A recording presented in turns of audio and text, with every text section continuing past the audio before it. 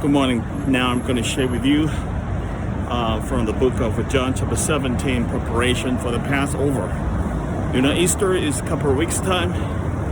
And Easter, what's the relationship between Easter and the Passover?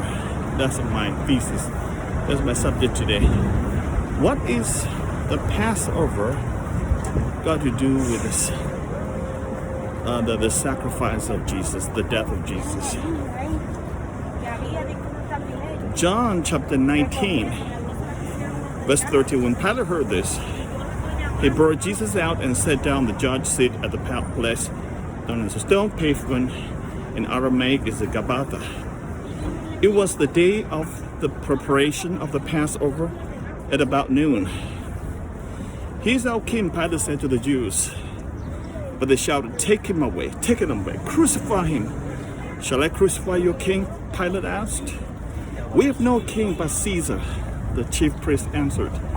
Finally, Pilate handed him over to them to be crucified. Now this is incredibly interesting. The day that Pilate was making a judgment to hand over Jesus to be crucified or not is the day of preparation and Passover. And on that day, upon the insistence of the Jews, mainly the high priests who are plotting against Jesus out of jealousy, out of being threatened of their temple livelihood rather than the Messiah, rather than waiting for the real Messiah,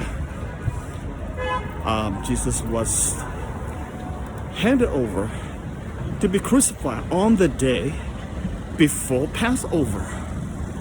So Jesus was literally crucified on the same day as Passover. Now what is Passover? Passover is the spilling of the blood of the lamb. Okay? So Jesus was prepared. Well, Jesus was handed over to be crucified. For what? To spill his blood. It's exactly the same thing. So Jesus was handed over to be crucified on the day of Passover. Essentially, he was killed, and then his blood flowed, just like the lamb was killed on the Passover day, and the blood was painted on the doorpost so that the angel of death do not kill those families with the blood on the doorpost.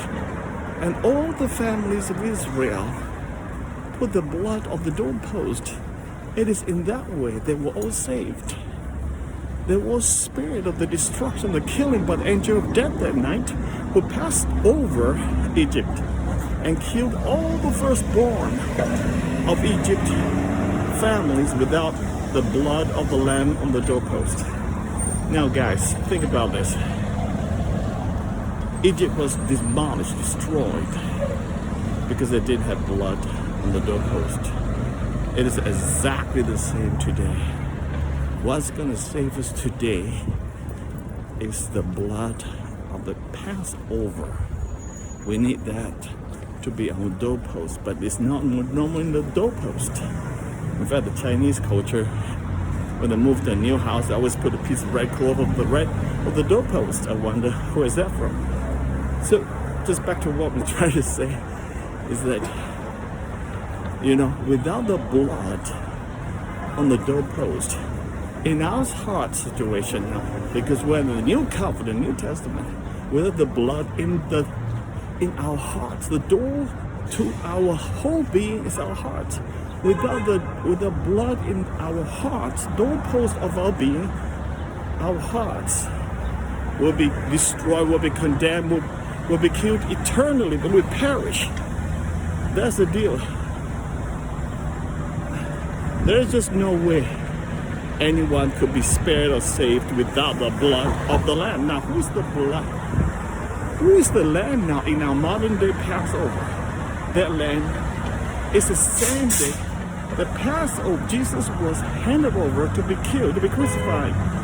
A day before Passover, when he was being deliberated by Pontius Pilate.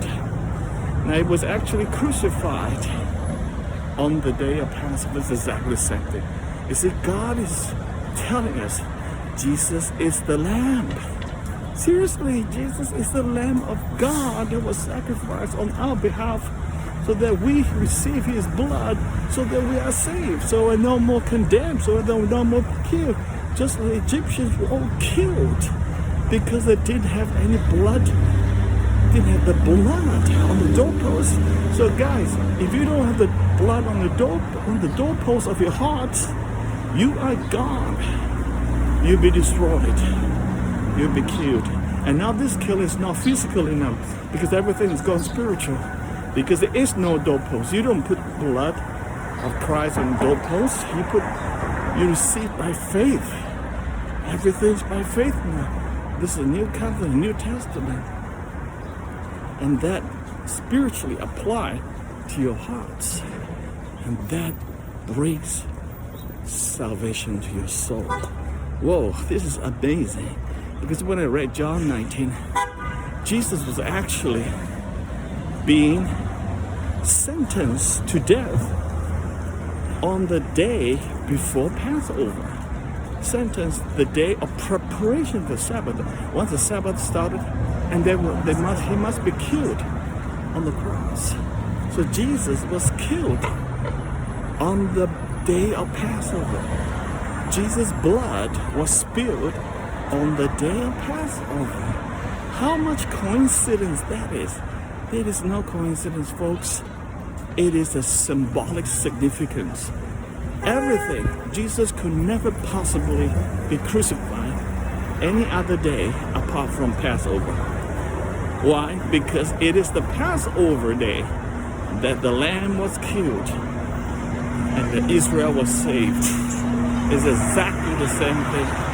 So on the day of Passover, Jesus was killed, was crucified, and the blood was spilled. There's no other arguments anymore. Argument is closed. The case is closed. Christ died for the sins of the world as Passover saved Israel. The ultimate Passover.